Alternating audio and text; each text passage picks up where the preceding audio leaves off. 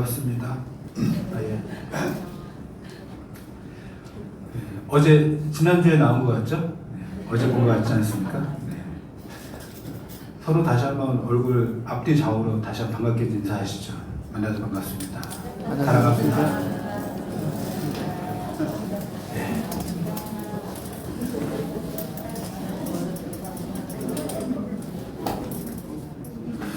일 년 만에 만나는 것 같은데 이렇게 금방 만난 것처럼 반갑네요. 네. 보고 싶으셨나요? 네.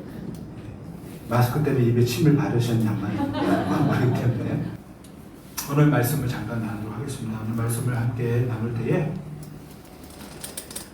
시를 한 편 읽고 시작하면 좋겠는데요. 제가 좋은 목소리는 아니지만 낭독을 해보도록 하겠습니다. 시는 원래 읽는 게 아니래요. 듣는 거래요. 눈을 감고 한번 들어보세요. 언제부턴가 갈대는 속으로 조용히 울고 있었다. 그런 어느 밤이었을 것이다. 갈대는 그의 온몸이 흔들리고 있는 것을 알았다. 바람도 달빛도 아닌 것. 갈대는 저를 흔드는 것이 제 조용한 울음인 것을 까맣게 몰랐다. 산다는 것은 속으로 이렇게 조용히 울고 있는 것이라는 것을 그는 몰랐다. 신경림 시인이 1956년 문학예술지에 발표한 시입니다. 아주 오래된 시죠. 그러나 이 시는 여전히 우리에게 큰 울림을 줍니다. 고맙습니다. 갈대, 우리가 생각하는 갈대는 외부의 바람에 의해서 흔들린 것처럼 보입니다. 그런데 외부의 요인, 바람도 아닌, 달빛도 아닌 그 흔들린 이유가 자기 속에서 울고 있는 울음 때문이라는 것을 갈대가 알게 되었습니다. 그것이 바로 우리 인생입니다. 사실은 내가 흔들리고 있는 것은 외부의 어떤 환경과 영향 때문이 아니라 내 존재 자체가 가지고 있는 비극적인 속성, 우리 연약함, 우리 인간 존재의 필연적인 슬픔 때문에 울고 있기 때문에 흔들린다는 것을 깨닫는 것이죠. 그것을 깨닫는 사람만이 인간이 진정한 갈대라는 것을 인식하게 됩니다. 오늘 예수님은 십자가에 달리기 전에 베드로에게 이런 말씀을 하십니다. 시몬아, 시몬아, 보라 사탄이 너희를 밀가부로 하려고 요구하였다라고 하고 있습니다. 마지막 만찬을 마치시고 예수님께서는 시몬에게 갑자기 이 말씀을 하십니다. 이 말씀을 하시기 전에 예수님께서는 누가복음에서 뭐라고 말씀하시냐면 하나님께서 그분의 나라를 나에게 맡기셨듯이 내가 이제 아버지의 나라를 너희에게 맡기겠다고 말씀하십니다. 아버지의 나라를 맡긴다. 그 놀라운 위임과 사명이 우리에게 주어졌습니다. 그런데 곧바로 갑자기 시몬에게 이 말씀을 하십니다. 시몬아, 시몬아, 보라, 사탄은 너희를 밀가부르다 하려고 요구하였다라고 말씀하십니다. 그러나 내가 너를 위하여 네 믿음이 떨어지지 않기를 기도하였노니 너는 돌이켜 네 형제를 굳게 하라라고 말씀하십니다. 여기서 이상한 걸 발견하지 않으십니까?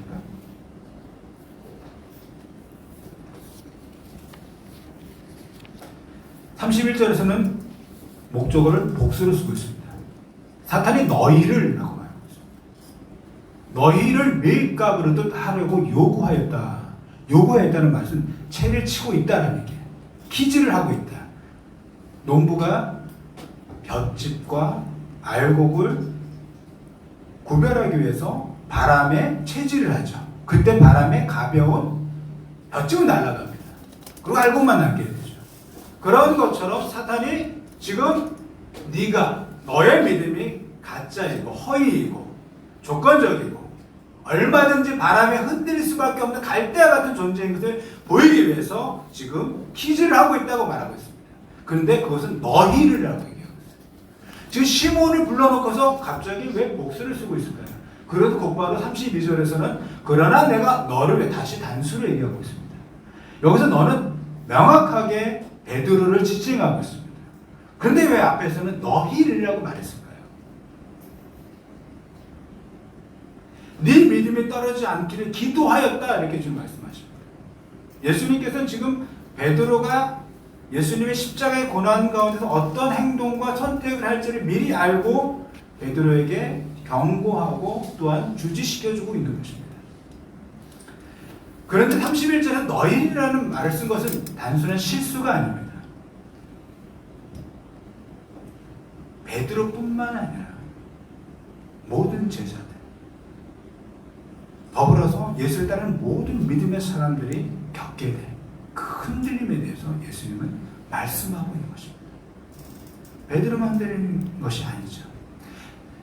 공교롭게도 예수님께서는 베드로를 지금 의도적으로 시몬이라고 부르십니다. 그의 원래 본명이죠. 시몬이라는 이름은 갈대란 뜻입니다. 우리말로 보면 갈대야 갈대야, 야 박갈대야 박갈대야, 이름을 이제 성까지 붙인다면 이 갈대야 이 갈대야, 이 갈대 같은 놈아, 이런 뜻이에요. 너는 갈대라는 거예요. 근데 시몬뿐만 아니라 시몬을 대표적으로 하는 모든 믿는 사람, 너희를 라고 말씀하십니다. 그것은 제 자신을 포함하는 것입니다. 우리는 시몬처럼 갈대처럼 흔들릴 수밖에 없는 존재라는 것을 말씀하시는 것입니다. 그런데 예수님 말씀하세요. 내가 너를 위하여 네 믿음이 떨어지지 않기를 기도하였다라고 말씀하십니다. 여기서 기도하였다라는 것은 평소에 쓰는 기도했던 단어가 좀 다른 단어입니다. 데오마이라는 단어는 헬라어 언어로 무엇에 묵다라는 뜻입니다. 예수님이 이 말씀하신 베드로에게 뭐라고 하시냐면 네 믿음이 떨어지지 않기를 내가 너를 나에게 묶었다고 말씀하십니다. 사단은 베드로의 믿음과 장담이, 결단이 위협과 두려움 앞에서 휴지 조각처럼, 바람에 날리는 겨처럼, 집단처럼 아무런 힘이 없는 것을 보여주기 위해서 계속적으로 시험을 하고 시련을 주지만 예수님께 말씀하십니다. 그 바람에 날아가는 곁단 같은 너의 믿음을 내가 나에게 묶었다. 네가 영원히 떨어지지 않도록.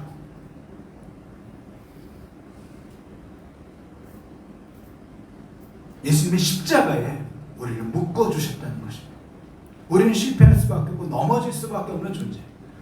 그런 상황에서 주님은 너의 믿음이 떨어진 네 자신을, 너를 내 자신에 묶어서, 내 허리에 묶어서 너를 데려가겠다고 말씀하시는 거예요. 그래서 네가 다시 회복된 후에, 돌이킨 후에는 원래적 의미는 회개한 후에는 네가 나를 부인하고 넘어졌을 때에 대한 것을 미리 이 말을 통해서 간접적으로 시사하는 것이죠. 직접적으로 네가 나를 부인할 것이 아직은 말씀하지 않으셨어요. 네가 회개한 후에, 돌이킨 후에는 네 형제는 누구입니까? 30절 말한 너희, 모든 포함되어 있는 열두 제자와 모든 믿는 자, 우리의 삶의 존재, 우리 삶의 자리들, 주님을 쫓아내는 말은 여전히 흔들리고 계속적으로 넘어질 수 있는 우리의 삶의 자리에서 너는 네 형제와 자매를 굳게 하는 사람이 될 것이라고 말씀하시는 것입니다. 굳세게 하는 사람. 그러나 베드로가 말합니다. 저는 주와 함께 옥에도 죽는 데도 가기를 각오했습니다. 이것은 베드로의 진심이었고 그의 결연한 의지였습니다. 절대 거짓말이 아니에요. 네, 예수님께서 30자들의 돌연 갑자기 뜬금없이 이름을 바꿔 말하십니다. 이르시되 베드로야 라고 말씀하십니다. 예수님 참 재미있으시죠? 이름을 가지시고 베드로에게 잊지 못할 얘기를 하고 계십니다. 처음에 시몬이라고 말했습니다. 너는 갈대 같은 사람이야. 넌 넘어질 거야. 너는 흔들릴 거야. 그렇지만 돌이킨 후에 네 형제를 굳게 하라. 이 굳게 하라는 반성의 의미를 하나님 예수님은 다시 사용하셔서 베드로라고 말씀하십니다. 너는 넘어질 것이지만 내가 너를 나에게 묶었기 때문에 너는 베드로 같은 사람이 된다. 너는 베드로야. 그렇기 때문에 네가 다 울기 전에 네가 나를 3번 부인할 것이지만 거기서 포기하고 쓰러져 버리면 안 돼. 넌 베드로처럼 다시 일어나야만 한다고 주님 말씀하고 계십니다. 예수님이 이 말씀 미리 베드로에게 경고한 이유는 베드로의 믿음이 떨어지지 않고 다시 돌이키고 회복된 후에 형제들을 자매들을 굳게 하기 위한 예수님의 격려였습니다.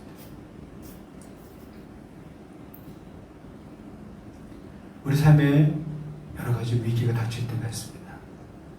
삶의 기반이 반석의 송두리째 흔들릴 때가 있습니다. 직장을 잃거나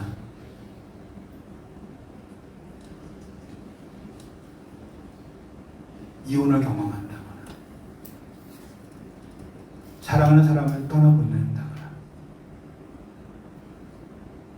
학업에 실패했거나 여러 가지 삶의 기반이 흔들리는 어려움을 경험하게 됩니다. 삶의 송두리째 흔들릴 때 시편 기자는 이렇게 말하고 있습니다. 터가 무너지면 의인이 무엇을 하여? 새벽에 것은 이렇게 얘기하고 있습니다. 기초가 바닥부터 흔들린 이 마당에 의인인들 무엇을 할 수 있겠는가? 여기서 의인은 믿음으로 사는 사람을 말합니다. 믿음으로 주님을 의지하고 살았는데 나의 삶의 밑바닥이 기초부터 흔들리고 있을 때 우리는 아무것도 할 수 없는 무력한 상태에 빠지게 됩니다. 그때 우리는 무엇을 할 수 있을까?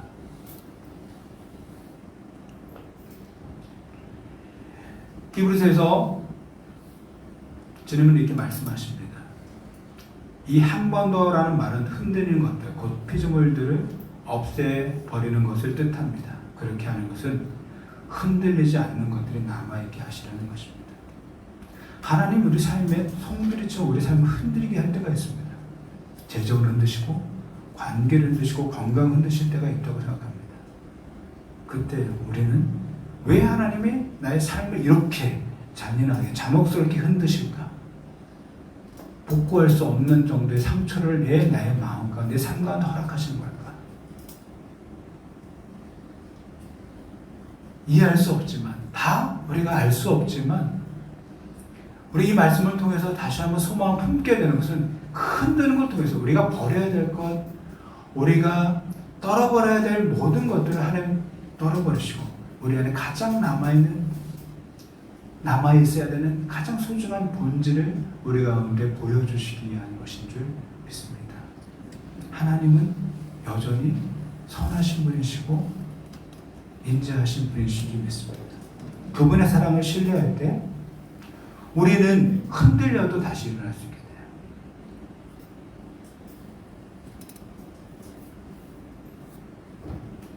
이사야 26장 3절로 주님은 이렇게 우리에게 격려하십니다.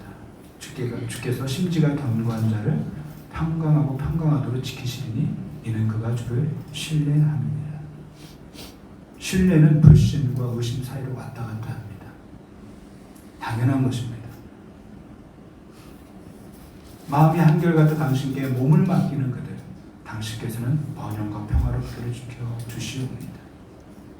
주님께 의지하는 사람들 늘 한결같은 마음을 가진 사람들이니 그들에게 평화를 더하여 주시기 바랍니다. 각각의 다른 번역이 있습니다. 공통적인 것은 하나님을 신뢰하는 사람은 흔들림과 의심 사이에서도 다시 중심을 잡아내는 사람입니다. 믿음의 여정이라는 것은 그런 것이에요. 흔들릴 수밖에 없는 것을 우리 인정해야 됩니다. 우리는 시몬과 같은 사람입니다. 시몬과 베드로 사이에서 하나님께서는 계속적으로 우리를 다루실 것입니다. 그 사이에서 우리는 흔들림이 더 적은, 더 크게 진폭으로 흔들렸다면 이제는 흔들림 더 작은 안정적인 모습으로 주 앞에 우리 삶을 드리는 것입니다. 아이카와 아잠마를 바라보는 저의 마음은 예전과 다릅니다. 예전에는 노심초사, 걱정도 많이 하고 또 근심도 많이 하고 책망도 많이 했지만 지금은 안정적이에요. 블라디를 바라보는 마음은 아직도 제 마음 가운데 진폭이 더 큽니다. 최근에 졸업을 하고 사역자로서의 정체성을 갖도록 계속 격려하고 있는데 어머니가 65세 된 지 어머니 혼자 계시기 때문에 어머니를 돌봐야 될 책임감이 큽니다. 오기 전에 잠깐 깊이 얘기를 나눴는데 어머니를 섬기기 위해서 어머니에게 집을 마련해 드리기 위해서 어쨌든 일을 해야겠다. 다시 외국에 지금 일하러 나가려고 하고 있습니다. 제가 블라디에게 한마디 했습니다. 어느 길을 선택하든지 네가 하나님께 부름받은 사람인 것을 잊지 않았으면 좋겠다. 하나님의 기름 부음 받은 사람인 것을 잊지 말고 그 길을 계속해서 가기를 바란다라고 격려했습니다.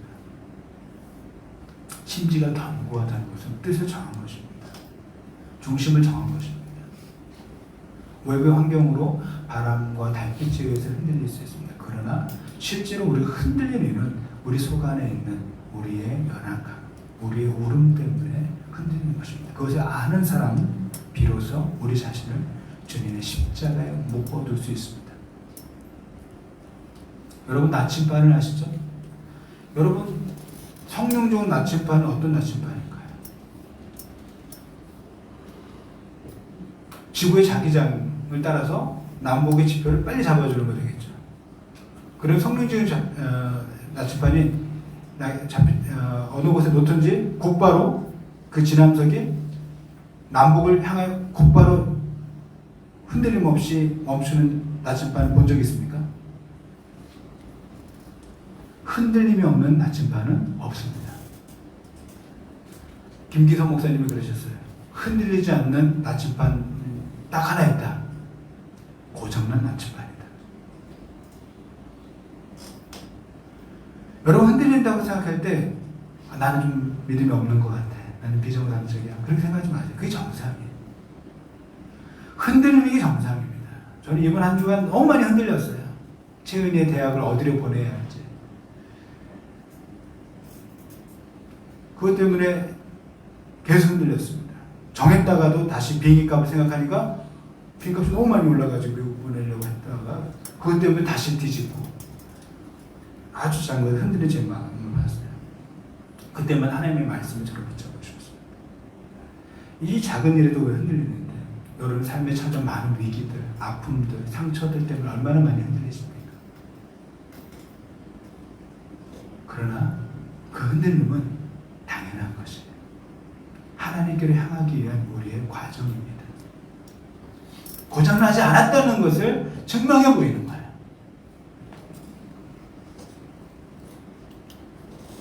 나침반의 위력은 흔들리지만 결국에는 남북을 잡아낸다는 것입니다.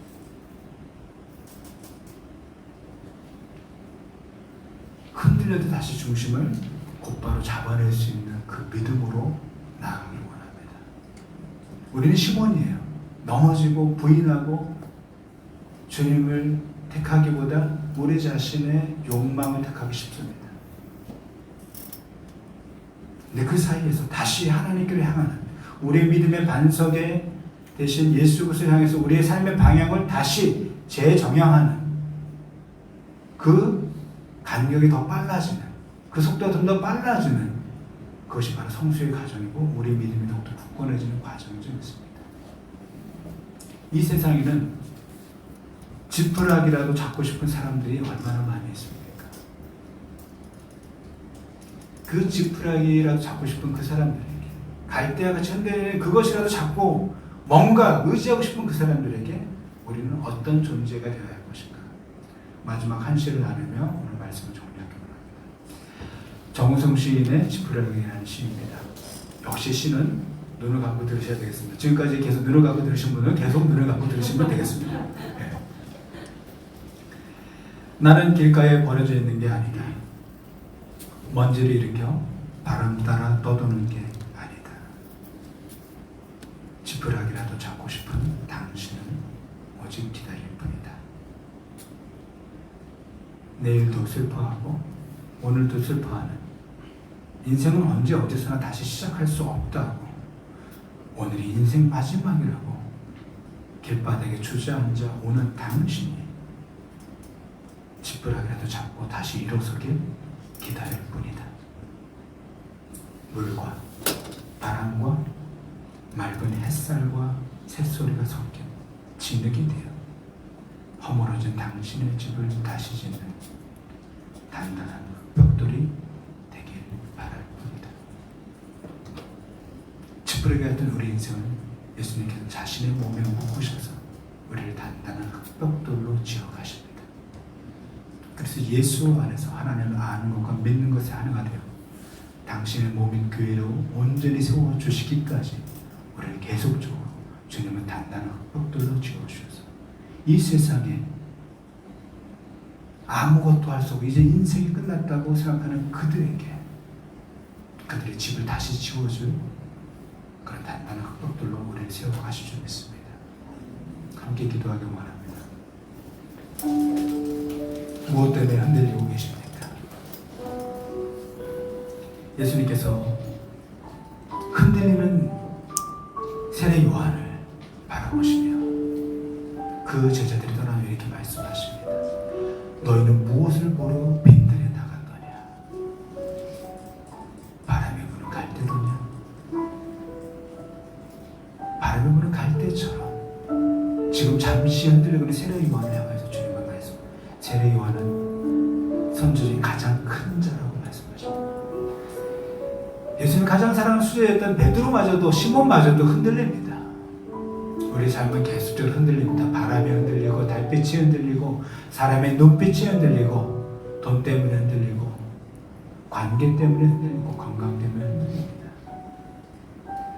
우리 안에 지어진 많은 우상 때문에 우리 욕망 때문에 우리는 주저하고 흔들릴 때가 많습니다. 그 주님이 말씀하십니다. 사단이 너를 그렇게 네 믿음이 아무것도 아니라고 증명하려고 너를 퀴즈하려고 바람에 날려오려고 하지만 그 가벼운 그 연약한 네 믿음을 네 존재를 내 십자가에 묶어 두었다라고 말씀하십니다. 우리 주님과 함께 연합되어 누군가에게 소망의 집이 되어줄 흙벽돌이 되어져 갈 것입니다. 주님, 제가 흔들립니다. 제가 작은 것에 너무나 흔들립니다. 그 흔들림 속에서도 주님을 향한 제 그 마음의 중심이 흔들리지 않게 하시고 다시 주님을 향해서 곧바로 제가 다시 일어서게 하시고 주님을 향해 나가게 하여 주시옵소서.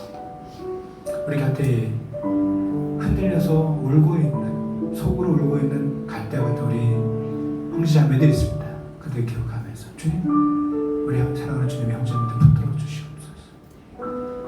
주님의 집으로 온전히 지어져가지고 주님 당신에게 그들을 굳게 메워 주시옵소서.